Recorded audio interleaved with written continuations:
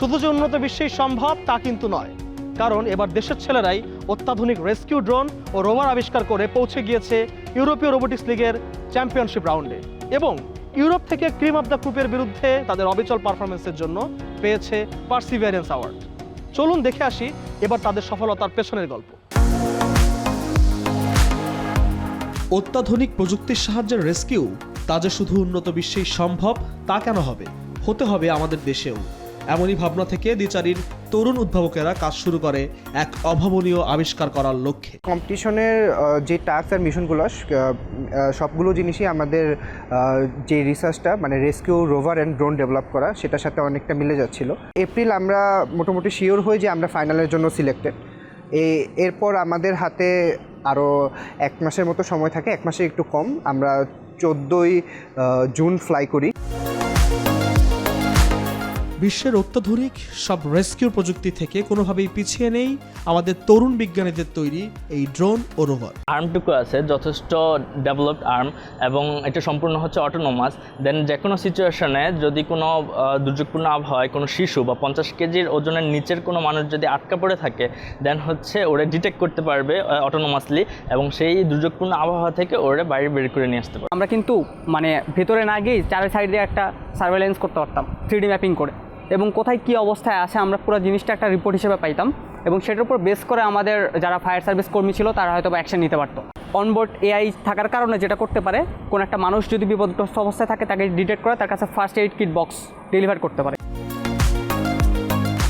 তবে এই আবিষ্কারে সবচেয়ে বড় প্রতিবন্ধকতা ছিল অর্থ, কারণ শিক্ষার্থী হিসেবে এই প্রকল্পের খরচ ছিল অত্যন্ত ব্যয়বহুল। তবু হাল ছাড়েনি টিম দিচারি, তবে তা মোটেও সহজ ছিল না।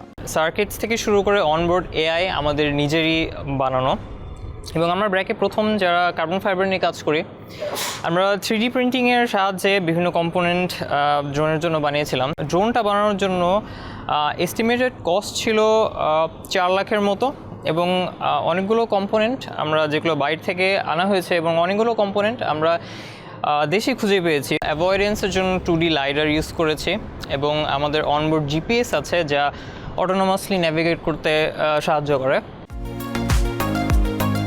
পোল্যান্ডের উদ্দেশ্যে যাত্রা শুরু হলেও সেটাও ছিল না সংকটমুক্ত, পড়তে হয়েছে অপ্রত্যাশিত দুর্ঘটনায়ও। কাতার থেকে তারপরে বার্লিন হয়ে পোল্যান্ডে গিয়েছিলাম, কিন্তু ওখানে যাওয়ার সময় একটা অভিজ্ঞতা আমাদের হয়েছিল, সেটা হচ্ছে যে আমাদের দোহাতে হচ্ছে আমাদের ছিল ট্রানজিট ছিল, তো ওখানে আমাদের ব্যাগগুলো থেকে গিয়েছিল আর আমরা চলে গেছিলাম জার্মানিতে।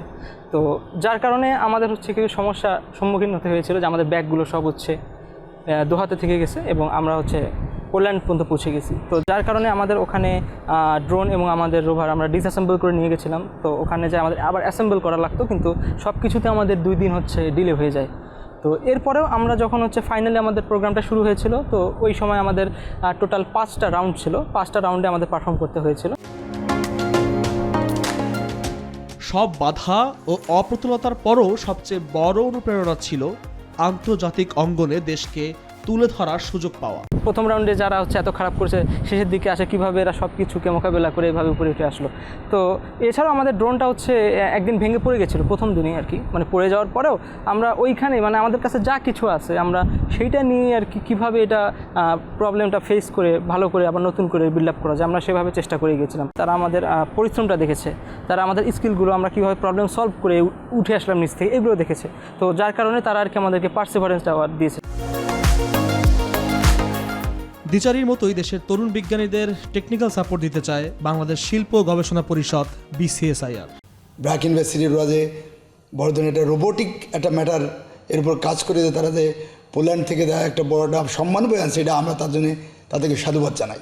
তো আমরা সবসময় প্রস্তুত আছি এই ধরনের যদি কোনো হেল্প আমাদের বিশেষ করে টেকনিক্যাল কোনো সাপোর্ট চাই, এগুলো আমরা যেটা দরকার তত দূর আমি সাহায্য করতে পারব। এই স্বীকৃতিতে শুধু দিচারি নয়, গর্বিত আমরাও। তবে এই অর্জনেই সন্তুষ্ট হয়ে বসে নেই টিম দিচারি। আরও অত্যাধুনিক সব আবিষ্কার আর এই আবিষ্কারের সুফল যাতে দেশও পায় সে লক্ষ্যে নিরলসভাবে কাজ করে যাচ্ছে তারা। পরিকল্পনা আছে এই আবিষ্কারকে বাণিজ্যিক আকারেও নিয়ে যাওয়া।